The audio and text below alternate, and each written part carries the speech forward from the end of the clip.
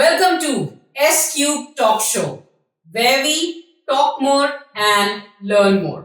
So आज हमारे साथ गेस्ट हैं श्रीलेखा अनुराग and she is one of the part of S Cube Talk Show as well.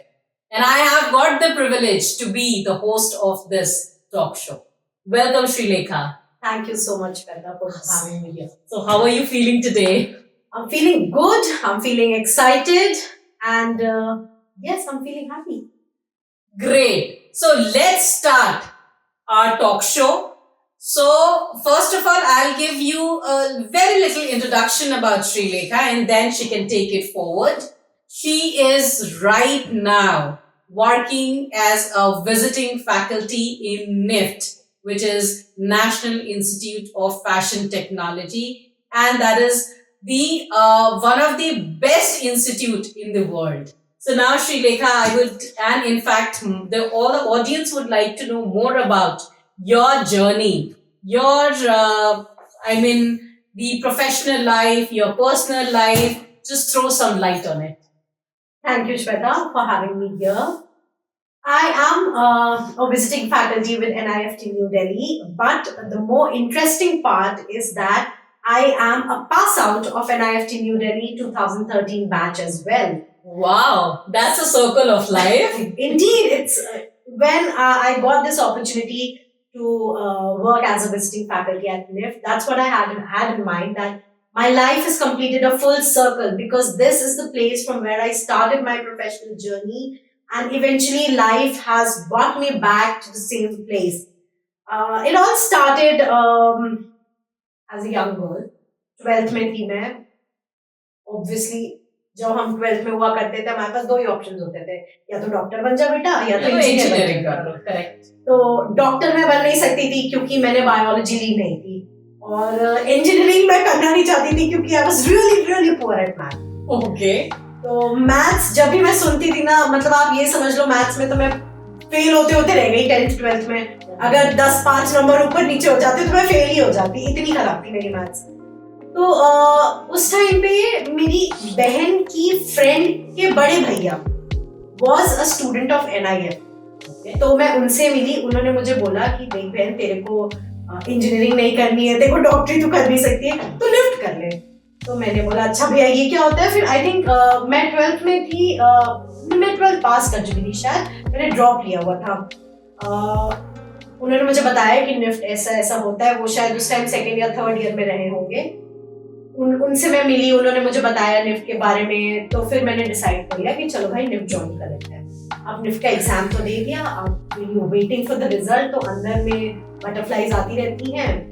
And when the result came, I cracked it with 21st rank, and moment of joy for everybody in the family.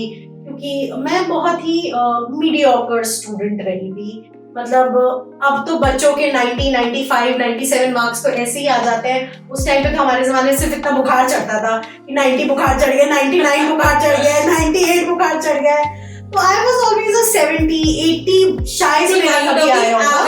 I was a very average student. But मैंने NIFT जब join किया ना श्वेता, करते करते धीरे धीरे करते करते ना, that field turned into a passion for me. I used to really enjoy learning about fabrics, different textures, machinery, stitching, and patterns, and all sorts of things that come as a part and parcel of a fashion student.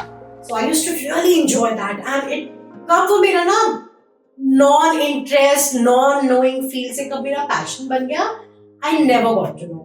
And then it turned into profession, and I had a very fulfilling and a satisfying career for over 10 years. And yes, जहाँ से मैंने शुरू किया था आज मैं वहीं आ गई हूँ. And it's a proud moment for me, for my teachers जिन्होंने मुझे पढ़ाया. आज पहले मैं उनके रूम में जाती थी अपनी असाइनमेंट्स लेकर के, मैम चेक कर दीजिए, या अपने अटेंडेंस इश्यूज लेकर के, या अपने कोई भी पर्सनल या कॉलेज के इश्यूज होते थे वो लेकर के. आज मैं उनके रूम में जाती हूँ सेम असाइनमेंट्स लेकर के कि मैम देखिए मेरे स्टूडेंट ने असाइनमेंट किया है, या मैम देखिए मैंने स्टूडेंट के लाइफ में इतना चेंज लाया है. It's a fabulous experience. And पहले मैं जाती थी as a student, now I go as a faculty. and I sit with teachers who have taught me. And अभी recently में ही मुझे एक opportunity मिली थी to be a part of the jury panel at NIFT, where I was judging people for their communication and presentation skills. And that moment, I should tell you, Shweta, was a surreal moment for me. मैं बीच में बैठी थी, मेरे left hand side पे मेरी teacher थी और मेरे राइट हैंड साइड पे मेरी टीचर की टीचर थी. What an amazing. It was 3 generations of knowledge, wisdom that was sitting together and working as one. Great. So Shrilekha, आपको कितना एक्सपीरियंस हो गया था? मुझे अभी आप देखा जाए तो मैं 2013 की पास आउट रही हूँ. It's been about 10 and a half years. Great. So यहाँ से 1-2 क्वेश्चंस जो उठ के आता है, जो मेरे दिमाग में भी आ रहा है और जो मेरे ऑडियंस भी बिल्कुल समझना चाहेंगे. तो NIFT is equal to fashion designing, right? Okay, ये कॉमन नोशन होता है कि अगर आप निफ्ट से पढ़े हैं तो आप फैशन डिजाइनर होंगे. So I would like to debunk this myth here कि देखिए, हर चीज ना 2 पहलू होते हैं. एक सिक्के के जब 2 साइड होते हैं तो निफ्ट में भी आप जाएंगे या उसके बाद में पढ़ेंगे तो उसके भी 2 पार्ट्स होते हैं. रादर बहुत पार्ट्स होते हैं, बट मैं एक ब्रीफ बताऊंगी कि निफ्ट में 1 part is designing, 1 part is technology and 1 part is management also. So जिनको बेसिकली जो अभी आपने बताया 3 पार्ट्स आपने बताए. 3 पार्ट्स मैंने बताए. ओके. जिनको नहीं नॉलेज होती है या जिन्होंने नहीं उतना इन डेप्थ स्टडी किया होता है फैशन के बारे में या निफ्ट के बारे में या किसी भी फैशन स्कूल के बारे में, उनको यही पता होता है कि अगर आप निफ्ट से हैं या NID से हैं या कहीं से भी है तो आपने फैशन डिजाइनिंग की है. तो मैंने जो किया है उसको बोलते हैं bachelors in fashion technology. Okay, BF Tech. And this was पहले known as GMT, which was garment manufacturing technology. तो अगर आप अभी जाओगे किसी फील्ड में जो बहुत सीनियर लोग बैठे हैं, दिग्गज जिनको हम बोलते हैं, जिनको 20 साल 25 साल 30 साल का एक्सपीरियंस हो गया होगा, वो GMT के पास आउट है. Which was Garment Manufacturing Technology, which has now been renamed as BF Tech. So क्या ये जो आपको मिलता है, ये डिग्री आपको मिलती है? Yes, it's a 4-year का proper graduation professional course, जिसके जैसे इंजीनियरिंग में डिग्री, जैसे इंजीनियरिंग होती है, जैसे उसके एंड में हमारा क्वालिफिकेशन होता है and we receive a degree from NIFT, which is affiliated to the Ministry of Textiles. Okay. And ये जो आप जो संस्था के बारे में बात कर रहे हो, निफ्ट के बारे में, वो कितना पुराना है? देखिए, निफ्ट तो मैं बोल सकती हूँ कि मेरे जन्म से भी पहले का है. मैं आपको एग्जैक्ट ईयर तो नहीं बता पाऊंगी, but I am very sure it's at least 40-45 years old. आप उसके वेबसाइट है nift.ac.in, उस पे जाके चेक कर सकते हैं निफ्ट की स्थापना कब हुई थी. It is under the Ministry of Textiles. It does a lot of good work. But yes, मैं ये जरूर बोलूंगी, कोई भी इंसान जो टेक्सटाइल के फील्ड में है, जो फैशन के फील्ड में है, जो इस फील्ड से जुड़ा हुआ है, कहीं ना कहीं वो निफ्ट से भी बिल्कुल जुड़ा. थैंक्स अ लॉट श्रीलेखा, क्योंकि ये हमारे जैसे कॉमन मैन के लिए जब हम किसी को भी सुनते थे, अच्छा वो निफ्ट से पढ़ रहा है, तो हमारे अंदर हम वो परसेप्शन बना लेते थे, चलो वो तो फैशन डिजाइनर ही बनेगा. सो अब मैं आपको ना एक बहुत दिलचस्प बात बताती हूँ. मुझे हो गए थे 7-8 साल काम करते करते, मेरी शादी की बात चलने लगी थी. तो जब लोग मुझसे पूछते थे तुमने कहाँ से पढ़ाई की है या तुम क्या करती हो, जब मैं उनको बताती थी कि मैंने निफ्ट से पढ़ाई करती है, सबसे पहले उनका यही आता था कि अच्छा तुम फैशन डिजाइनर हो. तो मैंने शुरू में ना बहुत कोशिश करी कि मैं चलो बताती हूँ कि नहीं, मैं डिजाइनर नहीं हूँ, मैंने टेक्नोलॉजी किया है. आपने एफर्ट डाला? मैंने एफर्ट डाला कि मैं लोगों को समझाती हूँ, बट देन आई रियलाइज कि लोगों को इसके बारे में पता नहीं है.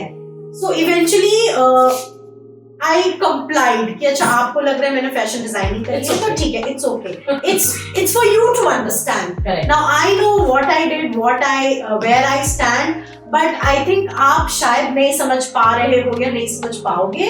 सो पहले समझाती थी, बट देन आई कंप्लाइड कि it's fine, I did fashion designing because you know, down the line somewhere in your professional career, in your professional path, कहीं ना कहीं फैशन डिजाइनिंग भी करनी पड़ती है. क्योंकि अगर आप फैशन इंस्टीट्यूट से आए हैं तो डिजाइनिंग कैसे नहीं करेंगे, भले ही टूटी फूटी टेढ़ी मेढ़ी करें, लेकिन करनी तो पड़ती है. वो कुरकुरे का ऐड है ना, टेढ़ा है पर मेरा है, तो इट्स द सेम थिंग. बहुत बढ़िया, बहुत अच्छे तरीके से आपने इसको समझाया कि निफ्ट से अगर कोई पास आउट है तो they are not the only fashion designer, there are other streams also जहां पे वो जा सकते हैं, जैसे कि श्रीलेखा ने किया। श्रीलेखा, आप आते हैं दूसरे क्वेश्चन पे जो मेरे दिमाग में भी आ रहा है और मेरे दर्शक भी समझना चाहेंगे। आप एक फैशन बायर रही जैसे आपने बताया अभी, तो हाउ दिस ट्रांसफॉर्मेशन एक फैशन बायर से आप टीचर कैसे बन गए? आई मीन ये कैसे? ओके और जो ये आपने जो जर्नी, जो डाइवर्जन लिया है, इसके पीछे का रीजन क्या है और क्या आप लोगों को सजेस्ट करना चाहेंगे इसके बारे में? ओके, आपने मुझसे 3-4 सवाल पूछे। हाँ, एक साथ ही। तो मैं पहले आपको किस चीज का जवाब दूं? आप पहले आप मुझे बताइए कि आपने ये इतना अच्छा जॉब था, जैसे बता रही, इतना सैटिस्फाइंग करियर था, तो how did you shift to here? So, see, I spent 10 years working as a fashion buyer. बहुत satisfying career था. Very happy I was in my job. कोई problems नहीं, कुछ नहीं. हाँ, छोटे मोटे problems तो I'm sure सबके जीवन में आते ही हैं. हमारे दर्शकों के भी जीवन में प्रोफेशनल लाइफ में तो ऊंच नीच होती ही रहती है. जीवन प्रॉब्लम्स के बिना तो कुछ है ही नहीं. वो बोलते हैं ना कि जब कुछ होना होता है तो हो ही जाता है. So one fine morning, I went to my office. अपना अच्छे से काम वाम किया. लौट के आई, everything was good, and all of a sudden I told to my husband कि चलिए वापस चलते हैं, अपना कुछ करते हैं. And it just happened like that. So that was your one of the moment which actually turned, and here you are. And here I am. And फिर ऐसा भी नहीं हुआ कि मैं वहाँ से, I was in Mumbai for 10 years. ऐसा भी नहीं हुआ कि मैं एकदम से आई और एकदम से मैं निफ्ट में चली गई. It took me 2 years to travel that journey and finally reach. So it's a complete process. It's a process. Everything in life is a process.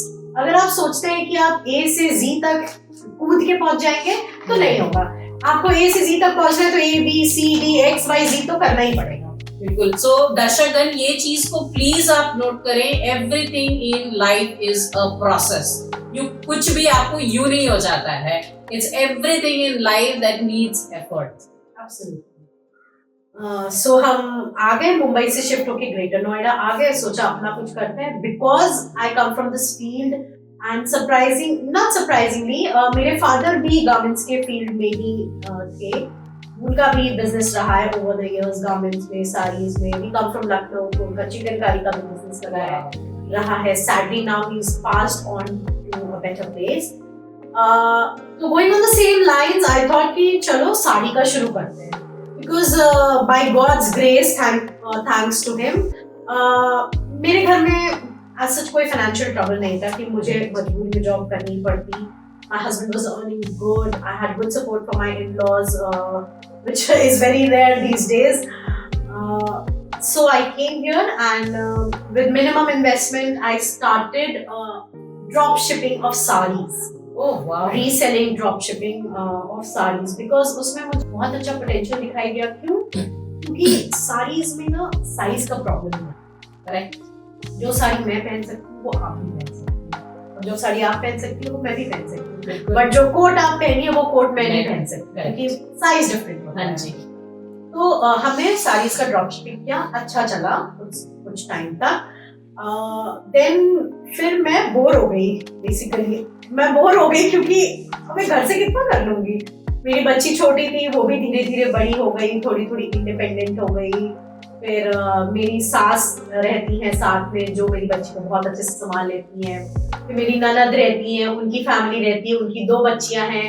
तो मेरी बेटी अपना एकदम बढ़िया से ना वो भी बड़ी हो रही है. मुझे कुछ ज्यादा देखना नहीं पड़ता है.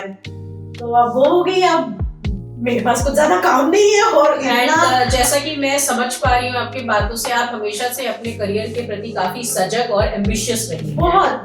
In fact not only career, from the very nascent stage of my life, my father had instilled this in me कि बच्चा, you need to be independent and stand on your own 2 feet. मतलब इस चीज के लिए तो मैं अपने माँ बाप को ही धन्यवाद बोलूंगी कि जो मैं आज हूँ, अगर मैं यहाँ बैठी भी हूँ, निफ्ट में पढ़ी या निफ्ट में आज नौकरी कर रही हूँ, तो उनकी सीख की वजह से ही कर रही हूँ. अगर शायद वो नहीं, मेरे फादर इतना पुश करते कि ऐसा कर लो वैसा कर लो, तो मैं नहीं कर पाती। जैसा मेरा नेचर है, ambitious, strong headed, strong willed, वो मुझे मेरे फादर से ही आता है। तो मैं हमेशा से ही अपने करियर को लेके बहुत सजग रही हूँ, बट लाइफ हैपेंस, सब बोलते हैं life happens, my life also happened and I decided to change it. तो पहले करियर था, अभी भी करियर है, but it's a different career now. तो हमारा सारीज का फिर हमने उसको थोड़ा ना बैक होल्ड पे डाल दिया। Then I ventured again into a world which is a world of training. तो मैंने सॉफ्ट स्किल्स ट्रेनिंग का सर्टिफिकेशन लिया, मैंने इमेज कंसल्टिंग का सर्टिफिकेशन लिया, and then I started practicing. Now when I started practicing, yes, this is not like a placement कि आप college से इसमें तो काफी चैलेंजेस आपको मिले होंगे, क्योंकि लीड्स मिलनी इतनी आसान तो नहीं है। ये कॉलेज प्लेसमेंट जैसा नहीं है कि आपको कॉलेज में पढ़ाई हुई, आपका प्लेसमेंट हो गया और आपकी महीने की बड़ी सैलरी आने लगी। आपने जो ये कोर्स किया है, कहाँ से किया है? So there's an institute which is called the Image Consulting Business Institute, also known as ICBI. मैंने यहाँ से कोर्स किया है। It was a full-fledged 1 साल का कोर्स था। Proper course, proper teachers, proper assignments, proper examinations. So you were back to school. I was back to school, but the only part is I was enjoying it. Because somewhere down the line जब मैं करती थी ना, मुझे लगता था कि यार Shrilekha, this is what you are meant to do. क्योंकि कम्युनिकेशन, सॉफ्ट स्किल्स, ये मेरा स्ट्रॉन्ग पार्ट रहा है from school, right from school. So Shrilekha, अब मैं एक और क्वेश्चन पूछना चाहूंगी, आपको कैसा लगा दोबारा स्कूल जाने में? So आपने मतलब कि बेसिकली आपने निफ्ट में एडमिशन ली, उसके बाद आप जॉब में चले गए, आपने पूरा जॉब किया, उसके बाद again, so basically it was a good 10 years gap. तो आपने उसको फिर कैसे कोप अप किया? Because by the time you were enrolled into ICBI, you were a mother, you were a wife, आप इन-लॉज के साथ में रह रहे हो, so how did you manage that? देखिए, पहली चीज तो मैं ये बताना चाहती हूँ कि अगर किसी को भी ये लगता है कि वो स्कूल या कॉलेज के बाद जॉब करके दोबारा स्कूल जा रहा है, तो जॉब का जो ड्यूरेशन है that is a gap. My friend, that is not a gap, you are continuously learning in your job also. Like हमने इस बारे में ज्यादा बात नहीं करी है, जैसे आप फैशन बायर में रहते हैं तो यू आर कंटिन्यूअसली लर्निंग कि आपको अपना ब्रांड कैसे आगे लेके जाना है। आप as a buyer you are responsible for the profit and loss of a brand. तो you have to make sure कि आपको ब्रांड को प्रॉफिट हो, लॉस ना हो। अब प्रॉफिट कैसे होगा? Once you understand the trends, once you understand the colours, once you understand the customers जो आपका सामान खरीद रहे हैं, वंस यू अंडरस्टैंड कि मार्केट में किस सामान की नीड है, किस चीज की नीड है, तो दैट इज ऑल्सो लर्निंग। अगर वो आप नहीं सीख रहे हैं तो फिर there is a gap. But क्योंकि मैं रेगुलरली वो सीख ही रही थी, तो it was also kind of learning phase also only for me. So I mean आपने बहुत ज्यादा कुछ नहीं, so that means you embrace the change whatever came to your life. मैं ये नहीं बोलती मुश्किल नहीं रहा था, बहुत मुश्किल रहा था, बिकॉज जब मैंने क्विट किया था I was at the peak of my career. I was earning a handsome 6-figure salary. I was at a high post. I was handling brands independently. I had a team. But जो होना होता है वो तो होता ही रहता है। कृष्ण जी भी हमारे लिए ही बोलते हैं कि होनी को कोई नहीं टाल सकता है। तो जो होना था वो हो गया। It took me time to adjust, but जैसा मैंने बोला, my husband was supportive, my mother-in-law was supportive. मुझे कभी किसी से ये नहीं सुनना पड़ा कि तुम तो अब कमा नहीं रही हो, तुमने घर पे बैठ के क्या कर रही हो। Never had I, had the misfortune of listening these words. You're blessed. Yes, I'm blessed. तो difficult नहीं रहा. It has been a smooth journey and बहुत अच्छा रहा। एंड फिर जब मेरा सर्टिफिकेशन वगैरह हो गए and I started looking out for opportunities, so I posted on LinkedIn, on Instagram, on my social media that now I've completed my certifications, I'm looking out for projects, and that's when my teacher spotted my post on LinkedIn. Oh wow! And I got a mail from NIFT New Delhi saying that I have been selected to teach a subject on personality development. So basically you branded yourself. Yeah. आपने brand marketing. मैंने brand कर दिया. So मुझे course मिल गया and now I am like their go-to person for personality development. Great. And not only for personality development, I'm their go-to jury panelist or consultant for public speaking, for communication, for presentation skills. and personality development, of course, but everything under the umbrella of your holistic personal development. I'm kind of like the go-to person. Great. And one more thing, Srilekha, I would like to also know, अभी तक आपने कितने brands के साथ में काम किया है? Okay, मेरे 10 साल के करियर में, so I'm a person who doesn't really believe in switching a lot of job because I believe in consistency. क्योंकि अगर कंसिस्टेंसी नहीं होगी ना तो श्वेता ग्रोथ नहीं हो पाती है. हाँ, लोग ये बोलते जरूर है कि जल्दी जल्दी स्विच करो तो बहुत अच्छी ग्रोथ मिलेगी.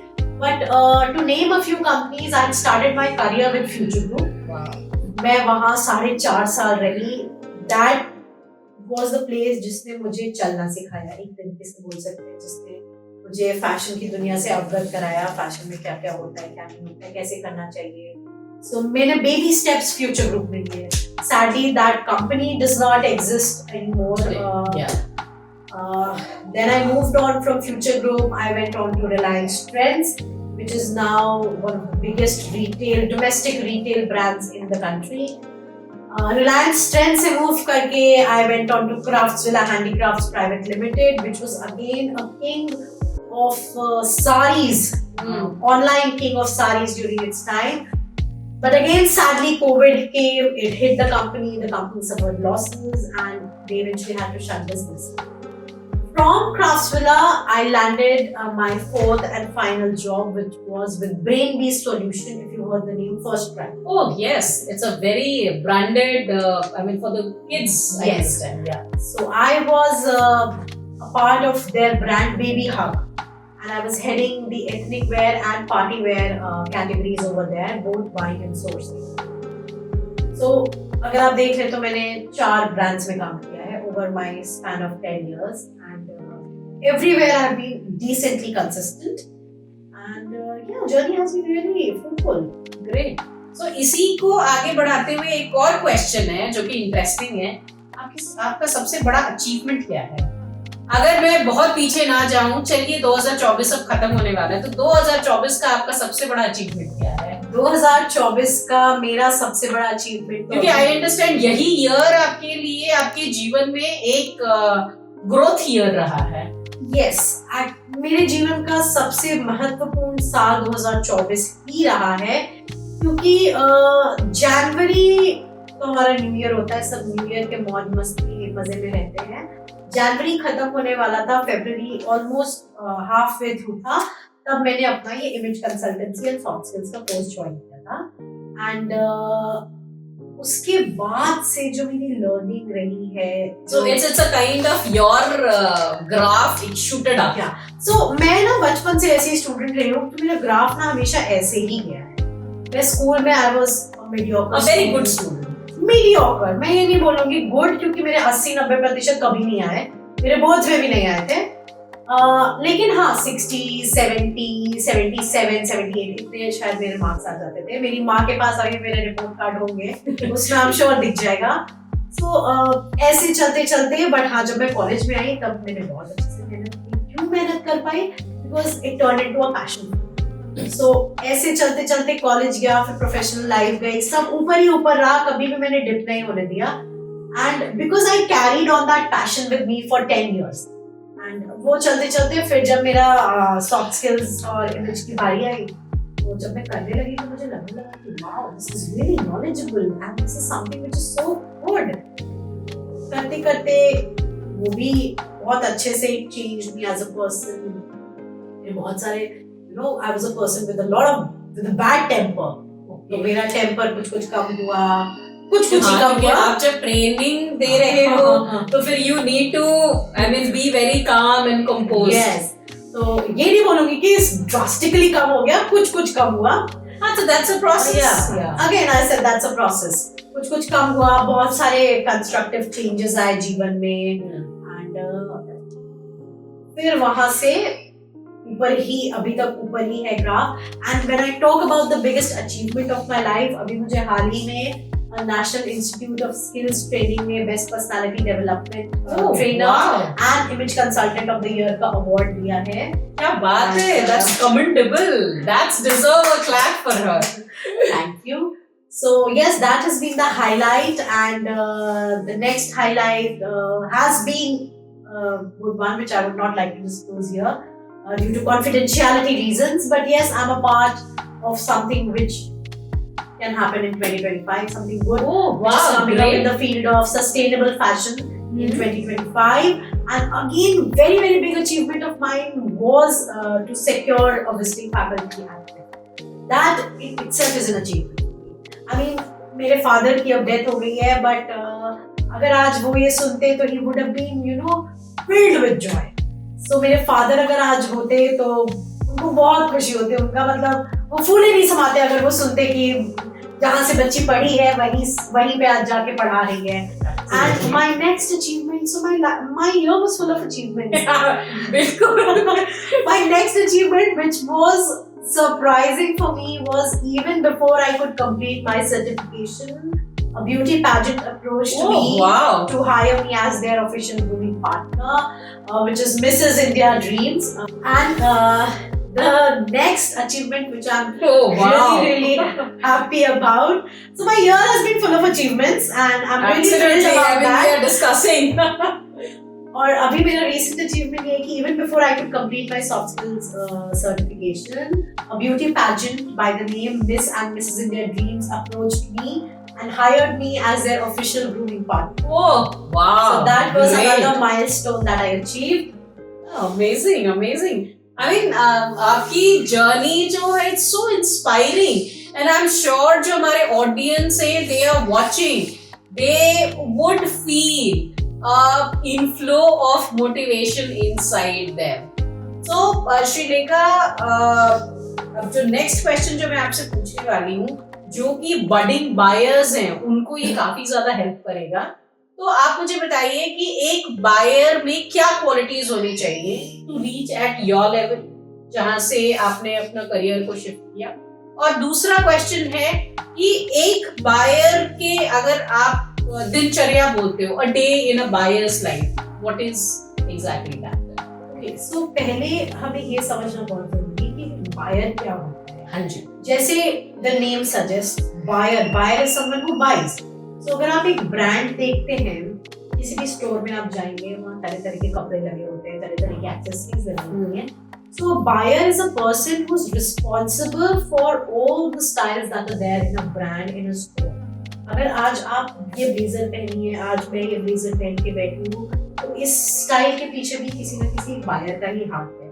उसने अप्रूव किया होगा, उसने सेलेक्ट किया होगा, तभी आज मेरे शरीर पे है, आपके शरीर पे अच्छा, है. तभी वो उस स्टॉल पे हमारे को देखना है. तभी, yes. तो जो हम लोग जो जाते हैं, हम लोग इतने सारे कपड़े को देखते हैं और बोल देते हैं इसका फैशन ठीक नहीं है या कुछ भी बोल देते हैं, तो उसके पीछे बट उसकी बहुत मेहनत लगी उसकी होती बहुत है. मेहनत लगती है. Of course, so buyer is not one person. A buyer is a team. अब Okay. उसकी टीम कैसी होती है? उसके पास डिजाइनर्स होते हैं, उसके पास और बायर्स होते हैं. Now buyer is not just one person. A buyer is a team. उसके पास डिजाइनर्स होते हैं और बायर्स होते हैं, उसके पास डेटा एंट्री ऑफिशियल्स होते हैं. It's a whole team who works on getting that one style to your house or to your store. Now, how it starts, हम देख रहे होते हैं, जैसे मैंने आपको पहले बताया कि लर्निंग हमारी होती है मार्केट में क्या बिक रहा है, क्या नहीं बिक रहा है, क्या सीजन है, कैसा है. तो हम देखते हैं कि मान लीजिए दिवाली आने वाली है, दिवाली में लोग क्या पहनेंगे? लोग बढ़िया बढ़िया सूट पहनेंगे, साड़ी पहनेंगे, एम्ब्रॉयडरी पहनेंगे, नेट के घेरदार सूट लेंगे. तो वो सब हम एनालाइज करके हमारी डिजाइन टीम एक रेंज रेडी करती है. अब रेंज एसेंशियली क्या होती है? Range is a variety. मतलब वो एक वैरायटी ऑफ क्लोथ्स रेडी करते हैं अपनी बाइंग टीम को दिखाने के लिए कि देखिए मैंने आपके दिवाली सीजन के लिए या आपके नेक्स्ट सीजन के लिए ये कपड़े डिजाइन किए हैं. अब उसमें से बायर जो होता है वो पिक एंड चूज कर लेता है कि मेरे को अपने ये सीजन के रेंज में ये स्टाइल्स चाहिए, ये कलर्स चाहिए, ये डिजाइन्स चाहिए. अब उसका रेंज फाइनल हो जाता है. और डिजाइनर ने अगर 100 की रेंज बनाई है, उसमें से बायर या तो 100 उठा लेगा या उसमें 10 और ऐड करा लेगा, या हो सकता है 90 उठा ले, 70 उठा ले, 80 उठा ले, जितनी बायर की रिक्वायरमेंट है. उसकी रेंज बन गई बायर की. Now they will start working on it. अब उसके तरह तरह के अप्रूवल्स आते हैं. उसका फैब्रिक अप्रूव होगा, उस गारमेंट की Design. फिटिंग अप्रूव होगी, डिजाइन अप्रूव होगी। हम बहुत बार बोलते हैं ना यार ये साइज नहीं मुझे सही आ रहा है, या यहाँ अड़ रहा है, वहां अड़ रहा है, तो ये सारी चीजें ना चेक होती हैं, मल्टीपल स्टेजेस ऑफ चेकिंग। मतलब एक स्टाइल को फ्रॉम फाइबर टू फैशन बनने में एटलीस्ट 6 मंथ्स का टाइम लग जाएगा। तो श्रीलेखा, आप मुझे बताइए कि आज के डेट में अगर सपोज मैं कोई भी ब्रांड में जाती हूँ, लेट्स से वेस्ट साइड में जाती हूँ और उसका एक न्यू रिलीज आया है, तो वो न्यू रिलीज को उस हैंगर में टंगने में कितना टाइम लग जाता है? 6 महीने का टाइम। अच्छा, 6 महीने। तो आज जैसे आप ये ब्लेजर पहन के बैठी हैं, अब ये ब्लेजर तो हम विंटर्स में ही ना पहनते हैं। Correct. अब तो because of a lot of fashion awareness summer blazer आ गए हैं कि हम विंटर समर्स में भी हम लेयरिंग कर Correct. सकते हैं, but this is essentially a winter product. तो ये विंटर में आप तक पहुंचाने के लिए मुझे तो पहले ना काम करना शुरू करना तो पड़ेगा। दिसंबर में अगर मैं कोई प्रोडक्ट खरीद रही हूँ तो इसका मतलब है जुलाई में उसकी उसका काम वर्किंग जून जुलाई में शुरू हो गई है, ताकि वो आपके घर तक दिसंबर में पहुंच जाए। क्योंकि अगर Interesting. सर्दी की बजाय गर्मी में पहुंचेगा तो मेरा नुकसान हो जाएगा ना। इंटरेस्टिंग। मेरी इतनी मेहनत, मेरे कंपनी का जितना पैसा लग रहा है, मेरे डिजाइनर की जितनी खून पसीने की दिन रात की मेहनत लग रही है, वो तो वेस्ट हो जाएगी। करेक्ट। सो आपको सीजन के हिसाब से कपड़ा पहुंचाने के लिए हमें 6 महीना एडवांस में काम करना सो ऑडियंस इसको नोट कीजिए कि एक बायर जो एक रिटेल हाउस में अगर आपको एक क्लोथ मिलता है तो उसके लिए वर्किंग 6 महीने लगते हैं एक बायर को। इनफैक्ट एक बायर नहीं, it's a complete team that is working and her angle पे हम काम कर रहे हैं। बिल्कुल, यू आर वर्किंग। अब जैसे मैंने आपको बताया फर्स्ट टाइम में मैं काम करती थी, तो first time is a kids brand. Kids भी नहीं, बेबीज का ब्रांड है। न्यूबॉर्न से लेके 5-6 में बेबी हग में थी, 5-6 इयर्स तक के, और मेरी बच्ची भी उस टाइम छोटी थी। Kids where is so much more difficult. क्या फैब्रिक आप यूज कर रहे हैं, Absolutely, क्या ट्रिम्स यूज कर रहे हैं, बच्चों को देखा है कि कहीं अगर गड़ ना चुभ रहा जाए, है, हाँ कहीं गड़ ना जाए, बहुत ज्यादा बॉडी तो नहीं शो हो रही है, या बहुत ज्यादा इलास्टिक का मार्क तो नहीं लग रहा है। तो एकदम निटी ग्रिटीज में जाना पड़ता है, बोलते ना बाल की खाल निकालनी पड़ती वो है। अडल्ट के लिए नहीं है, बट अडल्ट के लिए भी होता है, depending upon the kind of garment you are making, but Okay. Kids के लिए तो आपको ओवरऑल हर गारमेंट सेफ बनाना है ना। चाहे वो उसका पार्टी फ्रॉक हो, चाहे वो उसका डाइपर ही क्यों ना हो, चाहे वो उसकी अंदर की वेस्ट ही क्यों ना हो, या उसका jump suit, frock, shirt, sweater, कुछ भी हो उसका, तो क्योंकि उनकी त्वचा कितनी कोमल होती है, उनके हर एक गारमेंट को हैज टू बी 110% सेफ। मेरा रिस्पेक्ट, मतलब कि लिटरली इतना कुछ जाने के बाद में बिल्कुल बढ़ गया है। हम लोग बड़ी आसानी से रिजेक्ट कर देते हैं, निग्लेक्ट कर देते मैं हैं। आपको बहुत इंटरेस्टिंग चीज बताती हूँ। When I was in Baby Hug, मेरी बेटी बहुत छोटी थी, आई थिंक 2 साल की रही होगी।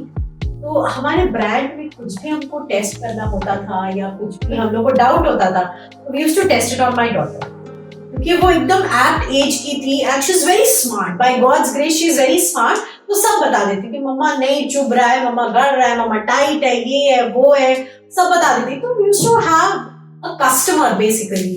हमारे पास एक जीता जागता कस्टमर था लाइव फीडबैक देने के लिए, तो हम उस पे टेस्ट कर लेते थे। तो उससे हम लोग को बहुत फायदा हुआ, मतलब अपना कस्टमर रिटेंशन करने में, अपने सेल रिटर्न्स रिड्यूस करने में। एब्सोल्युटली, अगर आपको वैसे कंस्ट्रक्टिव फीडबैक मिल रहे हैं तो you can work upon it. उससे आपकी जो रिलेशनशिप है और आपकी सस्टेनेबिलिटी मार्केट में बढ़ जाती है। Absolutely true. एंड कोई भी ब्रांड तभी सस्टेन कर सकती है जब they know there customer. Great.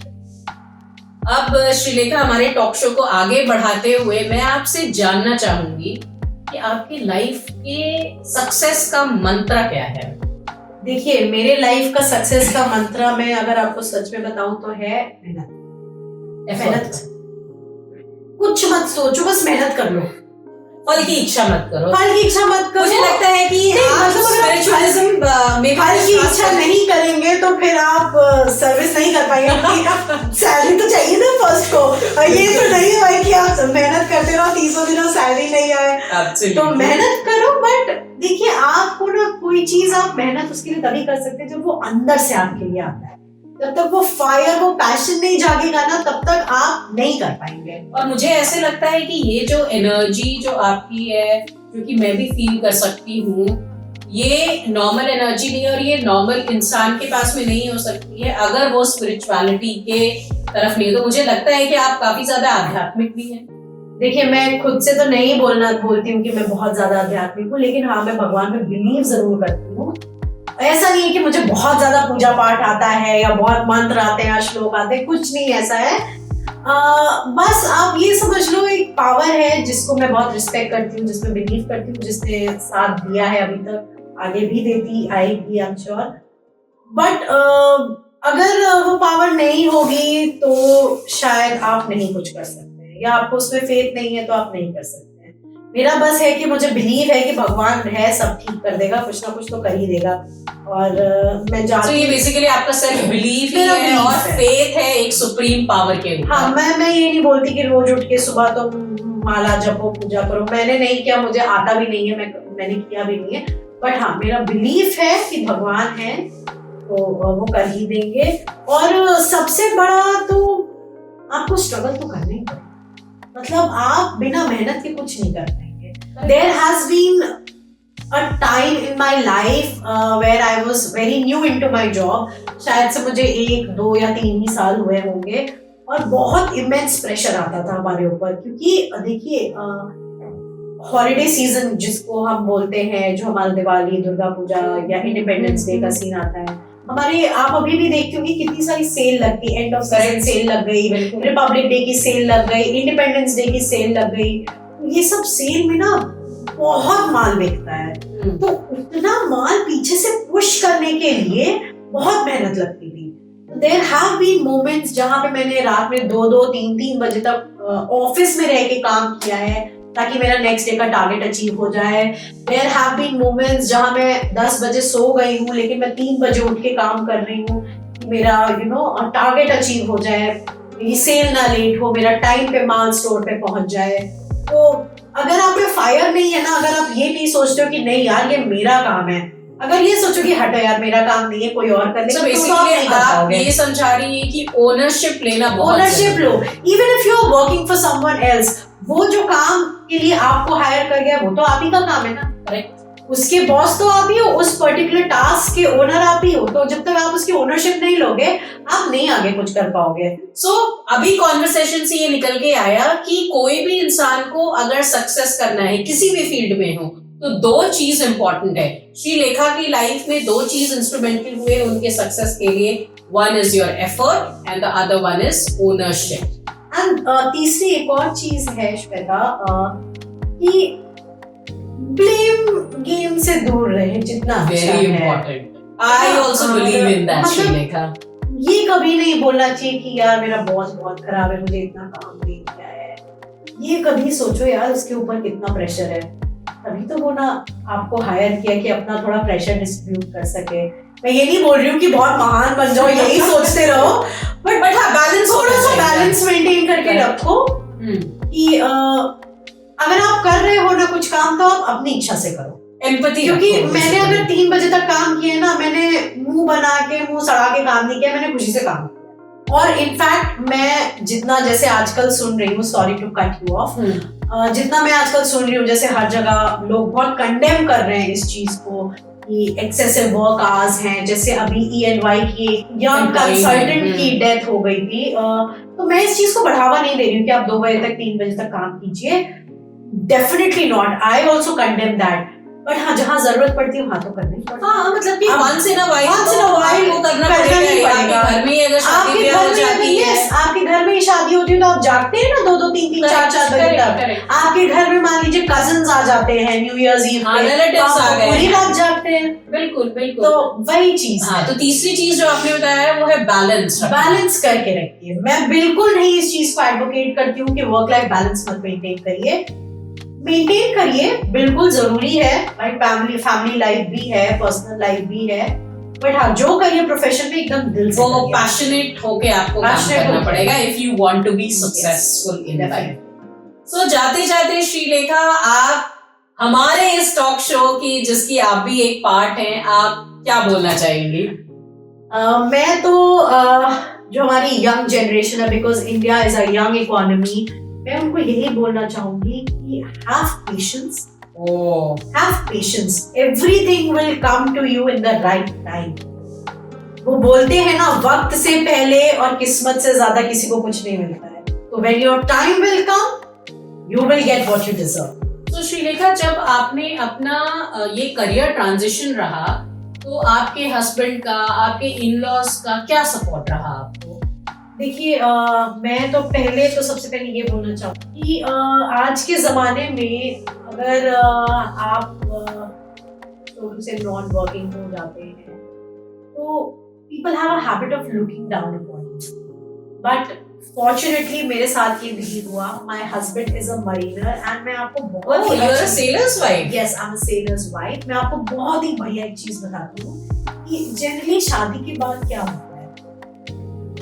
शादी के बाद में ये होता है कि लड़की ससुराल में आती लड़की है, विदा होके ससुराल चली बिल्कुल जाती है. एडजस्ट करने की कोशिश करती है। मेरे साथ हुआ, मेरा हस्बैंड अपना घर छोड़ के मेरे साथ. ओह, ये तो बड़ा ही अनयूजुअल था। मैं मुंबई में रहती थी. I was working there. Fortunately my sister was also working there. तो मैं जिस घर में रहती थी एज अ बैचलर, उसी घर में मैं और मेरे हस्बैंड आए शादी करके एज अ कपल. तो आपके लिए तो वो नया नहीं था, इनफैक्ट आपने तो अपना घर बांटा अपने हस्बैंड के साथ. It wasn't new. एंड मैं जब शादी करके भी आई ना, इनिशियली मुझे लगता था कि बहुत डिफरेंसेस हैं, क्योंकि I was a very very independent girl. Independent in terms of mindset, independent in terms of finances, independent in terms of lifestyle also. And एकदम से जब शादी हो जाती है ना, तो लगता है बंधन आ गया है कोई, not only from the husband but also from the in-laws. तो मुझे वो थोड़ा सा ना अनईजी लगता था. But then over a period of time that also eased out, and with the birth of my child it all became seamlessly combined. But yes, because I'm a sailor's wife, तो मेरे लिए जब मेरा baby पैदा हुई थी, I'm a small girl 4 years old. जब मेरी बेबी पैदा हुई थी, मेरे लिए बहुत डिफिकल्ट मोमेंट था, बिकॉज उस टाइम एक तो कोविड आया हुआ था. She is a Covid baby. And उस टाइम पे मेरे हस्बैंड भी नहीं थे मेरे साथ. he was on his voyage. तो आप अकेले थे बिल्कुल अपनी प्रेगनेंसी के दौरान? Yeah, I was alone, just with the support of my sister and मेरी सिस्टर के रूममेट. उसका नाम है Anamika. She and my sister, her name is Rajshri. So Anamika and Rajshri had been a great help to me. वो पूरा मुझे याद है मार्च 2020 से लेकर के somewhere around जुलाई, जब तक उसकी बर्थ नहीं हुई थी, तब तक वो दोनों लड़कियां मेरे घर आती थी, मेरे लिए खाना बनाती थी, मेरे घर की सफाई कर देती तो थी. आप अकेली रहती थी? मैं अकेली रहती थी. और हस्बैंड नहीं थे मेरे, और क्योंकि फ्लाइट्स वगैरह सब बंद थी, ना मेरी मदर आ सकती थी, ना मेरे मदर इन लॉ आ सकती थी, कोई नहीं आ सकता था. तो मैं अकेली थी. बट उन दोनों बच्चियों की बदौलत मैंने अपनी पूरी प्रेगनेंसी काटी. And my husband was also not there. तो और जब मेरी बेटी हॉस्पिटल में पैदा हो रही थी, तब भी he could not make it. उसका कॉन्ट्रैक्ट खत्म हो गया था, बट वो आ नहीं पाया था. भाई साहब, तो ये तो मेरे लिए तो किसी भी विमेन के लिए, जब वो एक बच्चे को जन्म दे रही होती है, तो उनको सबसे ज्यादा सपोर्ट चाहिए होता है, और हस्बैंड का बहुत मुश्किल था. मतलब मेरी क्योंकि सिस्टर वाज वर्किंग, तो अब वो ये एक्सक्यूज तो नहीं दे सकती थी कि मेरी बहन को बच्चा हो रहा है, वो हॉस्पिटल में है. तो she used to work from home during the day, and वो रात में आके हॉस्पिटल मेरी सेवा करती थी. फिर मेरी मदर आ गई थी उस टाइम पे कुछ टाइम के लिए, क्योंकि फ्लाइट के रेस्ट्रिक्शंस ईज आउट हो गए थे, तो वो कुछ दिन के लिए आई थी. फिर जब मेरी बेबी पैदा हुई थी, हम घर भी आ गए थे. उसके भी आई थिंक 7-8 दिन के बाद मेरे हस्बैंड आए थे. तो मेरे वो इमोशनली आपके पास में बहुत ही आपका बहुत मुश्किल समय रहा होगा. मतलब मुझे लगा था कि I'm a single mother. I felt like I'm a single mother. क्योंकि वो आ गए थे लैंड पे, बट क्योंकि क्वारंटाइन, बिकॉज इंटरनेशनल वाटर्स पे आप सेल करके आते हैं, जगह जगह कंट्री से विजिट करके, तो उस टाइम पे तो क्वारंटाइन के रूल्स है ना 7 days 14 days. वो इंटरनेशनली ट्रैवल करके आए थे, तो उनको मेरे घर से 7 या 8 किलोमीटर दूर एक होटल में क्वारंटाइन कर दिया गया था for 7 days. Oh my God. मतलब कि इतना आगे भी है, वो नहीं आ सकते, हो के भी नहीं थे मेरे लिए. फिर वो 7-8 दिन के बाद आए, तब तक मैं ऑलमोस्ट थोड़ी नॉर्मल हो गई थी. बीच में कुछ कॉम्प्लिकेशंस आने लगी थी, बट उसके लिए I had my friends who were there to drive me to the hospital, take care of me. मेरी बहन का एक बहुत अच्छा फ्रेंड था, उसने तो अपनी गाड़ी हमें लोन कर दी थी 10-12 दिन के लिए। हम उसकी गाड़ी से हॉस्पिटल जाते थे, आते थे, जो भी मेडिसिन वगैरह जो भी रिक्वायरमेंट होती थी उसकी गाड़ी से करते थे। So few people have been very very instrumental in my life, but जो एक कमजोर कड़ी कौन बोलते हैं ना, वो मेरी कड़ी मिसिंग थी बहुत दिनों तक। मेरी पूरी प्रेगनेंसी में मेरे हस्बैंड नहीं थे। ही वाज देयर जब मेरी प्रेगनेंसी हमें पता चली थी, फर्स्ट मंथ, 2 months, 3 months।